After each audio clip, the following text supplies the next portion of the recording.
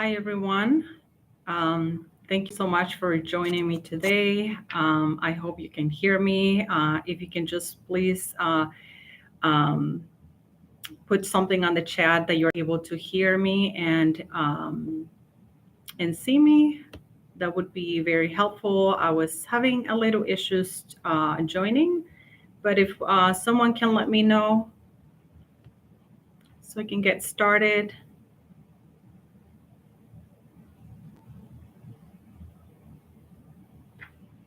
Can you guys hear me?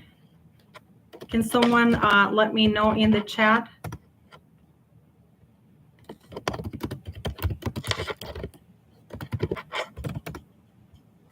Okay, so let's get started. I was having a little issues trying to join, but thank you, coordinator with the Illinois Student Assistance Commission, or I, the state agency that basically administers financial aid programs to help pay for college. And our mission is to provide Illinois students with information and assistance to help make education beyond the FAFSA.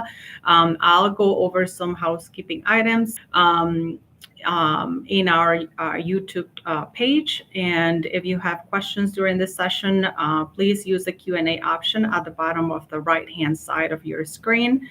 And then if you have financial aid, college planning, I encourage you to use the ISAC College Q&A, which is a free text messaging service where you or your student can get your questions answered. And that will be shared in the chat. So to begin, like I said, I will be dedicating this time to talk about other sources of financial aid.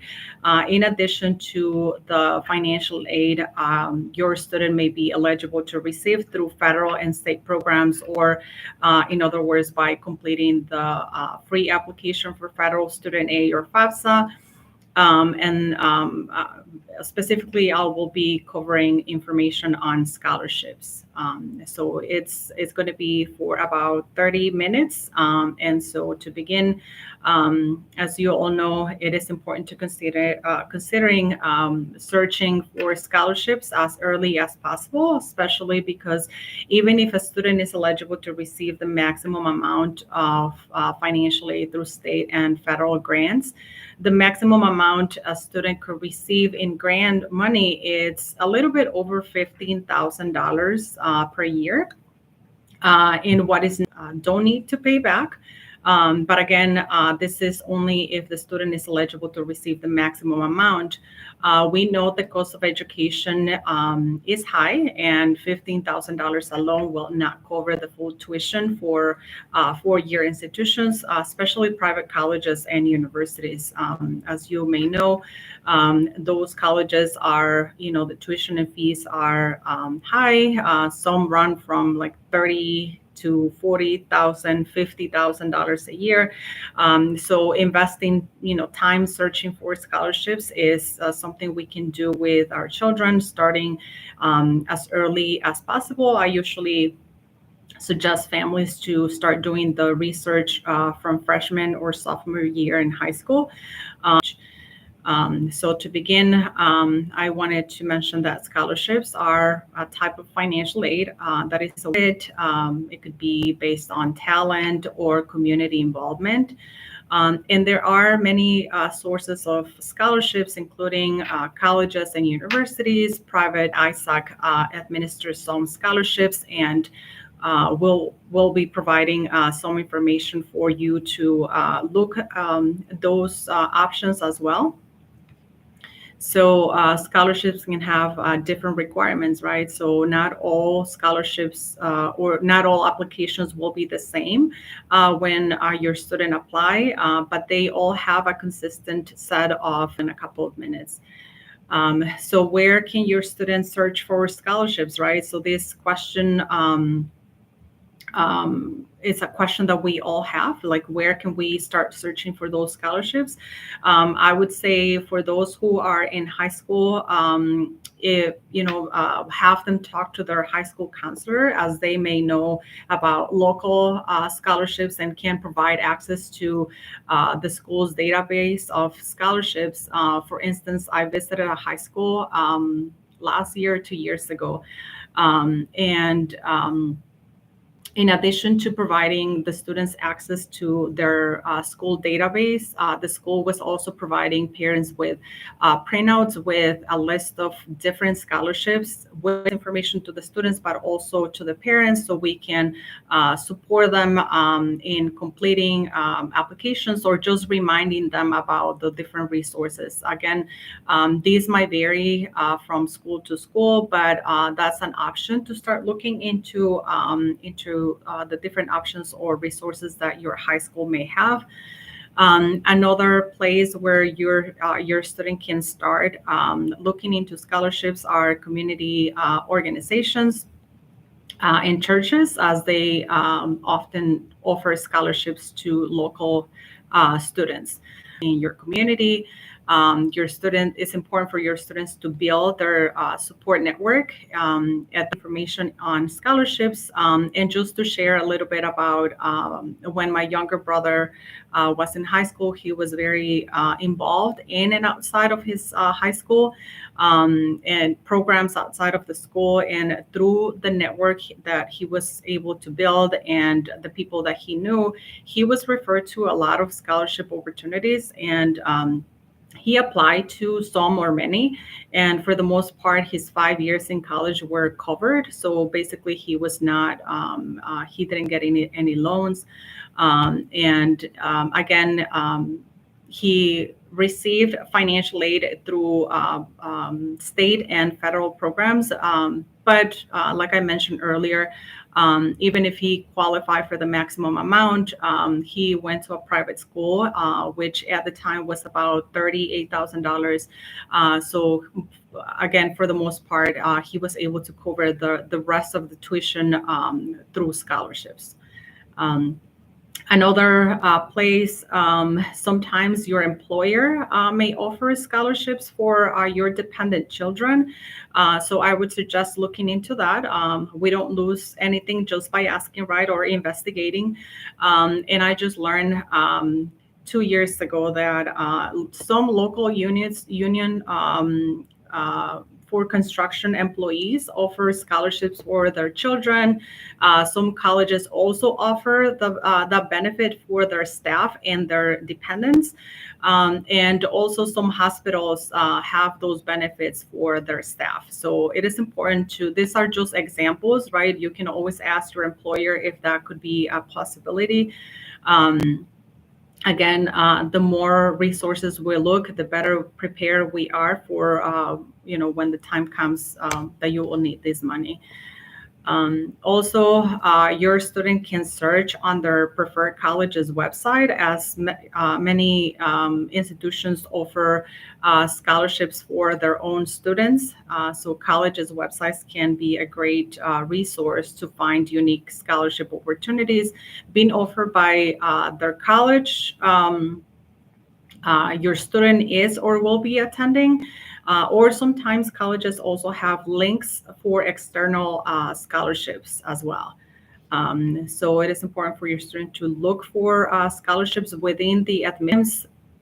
You can get lost searching in a website, but is investing time on investigating whether a college have these type of opportunities.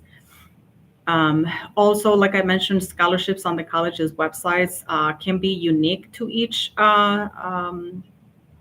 specific college, and they can be merit-based, they can be need-based, or based on a specific criteria, meaning that they're often restricted to specific majors, demographics, or programs. And you may be wondering what elements may be needed, right, to complete an application for a scholarship. So scholarships scholarship applications vary in the amount of information and effort that is required. Some applications require just a basic application and your student's high school transcript, but others have a longer application process that can include essays and interviews. Some of these items your students may be asked include academic record, right? So some scholarships will ask the student to submit the school transcripts, because they want to know uh, what the grades are and what courses your student have taken. So it is important, again, if the student is applying for a merit-based scholarship based on their grades, this is something that they will ask for. And number two, some scholarships applications need essays, and these have a number of different writing prompts that they will have.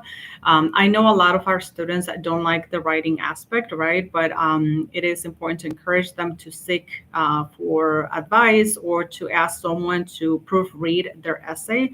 Again, this is another element that may be asked for a student when completing a scholarship application. Also, extracurricular activities and the level of involvement. And this is why I often advise parents to encourage their children to have a list of all of the activities or volunteering their student was involved in, the name of the organization where they participated, and the level of involvement. It will be easier having this list or having this information somewhere accessible will be helpful when completing, scholarship application or even college application. Sometimes they will ask for this information as well. And number four, letters of recommendation is another element that your student may be asked to provide when completing the scholarship application. For that, your student can ask their counselors, principals, teachers, or community leaders, making sure that the recommender knows your student well. Unfortunately, it cannot be from someone who is related to the student, right? So it has to be someone from the school. It could be somewhere from the student's employer, or from a community organization where the student had volunteered. One thing to remember from what I just talked about is that all applications are different, right? All requirements or the criteria, it will be different. Sometimes I have families who ask me about, when do I have to submit scholarship application? Well, it will depend on what application they're trying to apply, right? So they all will have a deadline. They will all have their own application process, their own requirements. So it is important to start researching those scholarship opportunities, and then look into the requirements. Now, sometimes family ask me if there is a limit to the number of scholarship a student can receive. And the answer is no. Your student can submit applications for as many scholarships as they qualify for. The more they apply, the better their chances of receiving funds. And as an example, when I was a student, I applied for 3 different scholarships in one semester. So I am Latina. I was first generation college student at the time, and I had good grades. So I applied to a merit-based scholarship for my good grades. I applied to a scholarship for Latinos in the science field, and I also applied for a scholarship for being first generation college student. Out of those 3 applications, I was awarded 2 scholarships. But again, this is just an example of that your student can apply to as many as they qualify, right? There is no limitation on whether apply to 1, 2, or 3. As long as they meet the criteria, they can apply. One thing to point out is that no amount is too small. Sometimes I hear families who are talking about, my child is not applying to this scholarship because they're only, worthing $100. But sometimes, there are greater chances of getting this scholarship because there is not a lot of competition, right? And again, it's free money, and even a small amount will add up and help decrease your out-of-pocket cost. One important piece of advice we always share with students and families is to be cautious of scholarship scams, right? So red flags to watch out for include promises like guarantee scholarship or you are a finalist.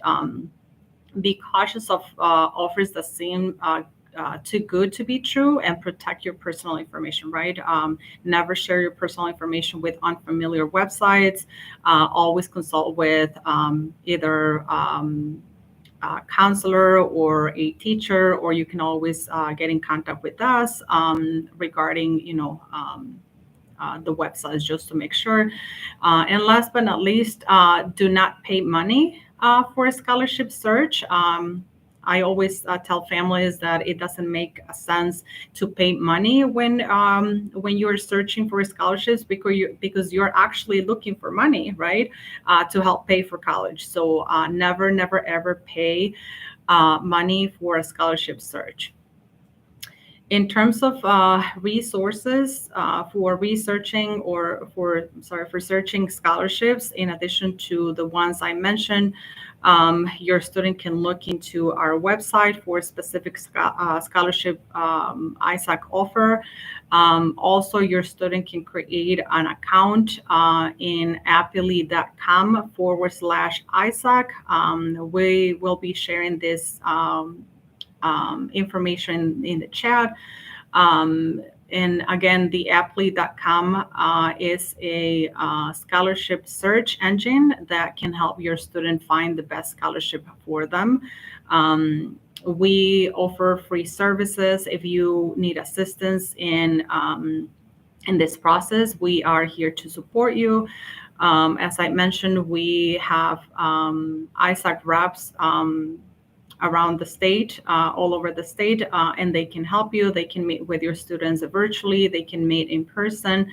And there are other options or other places where you can search for scholarships, and I will be sharing that in the chat as well. So I will post that information in the chat, but if you have any question or you want to share something with the group, feel free to use the chat. So in the meantime, I will, like I said, share some resources in the chat.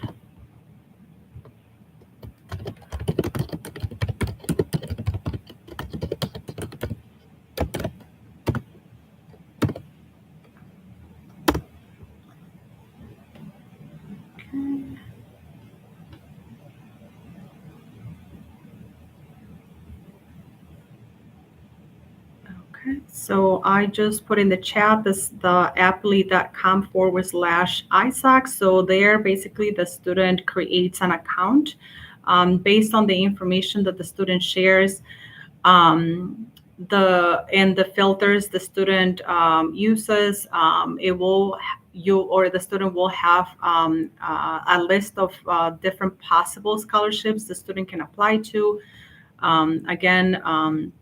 It's free to create that account, and let me share some more resources.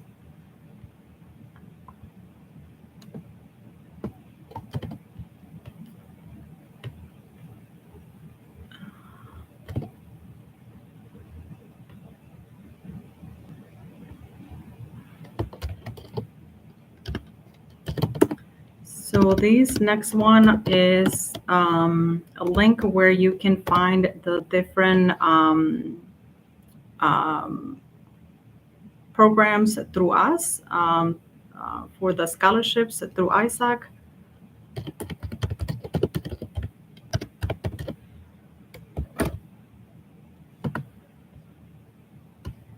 And if you have questions, feel free to share your questions in the chat. We have a couple minutes before the session ends. Um, if you don't have any questions right now, or you have a personal private question, I also invite you um, to use the Q&A. So this is a free service where you can send us your question, and we'll reply to your questions or concerns. This is also a free service. There is two lines, one in English and one in Spanish, and I am also sharing this information.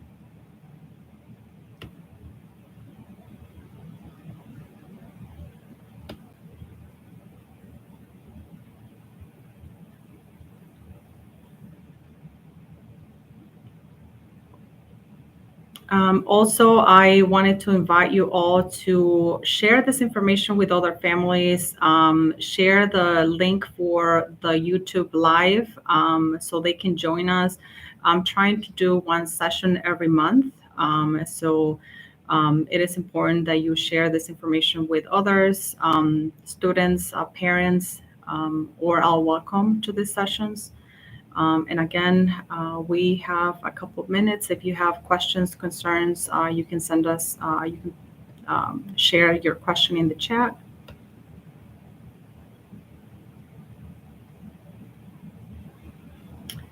In regards to the ISAC College Q&A, so this is a text messaging service where there is real people answering those questions. So it's not like a chatbot or anything. I monitor the Spanish line, but there is another person who is actually taking care of the English line. So I encourage you to use that service. And I will also add the ISAC student portal just because there are different resources there for students.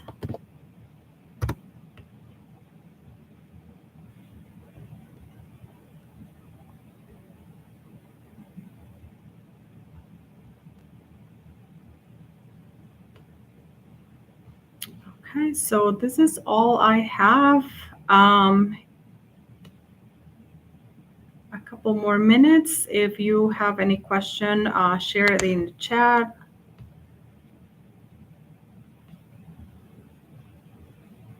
I know sometimes families are waiting to hear for like specific um, websites where there are, where they can find specific scholarships. But like I mentioned, all scholarships have different criteria, different requirements. So it is important to start searching those in the college's website. I remember last year there was a family who knew where the student was going to. They still needed more money to cover the school year. And so I asked them if they have already checked the college's website to find more sources of financial aid. Um, they they didn't, so I helped them. We went through the college's website and we found one scholarship that was available for students for first year students at the college where this student was going to. The student was able to apply, and the student was able to receive the scholarship. Which, by the way, the deadline was like about 10 days. When they call me. So again, the student was able to complete the application, and he actually received the scholarship. So that's one place that I would suggest everyone to search. And again, if there are no scholarships through the college, some colleges sometimes have external, they have links for external scholarships, and that might be another option. And that include also resources for undocumented students. Sometimes, there might be links associated with scholarships that undocumented students can apply to.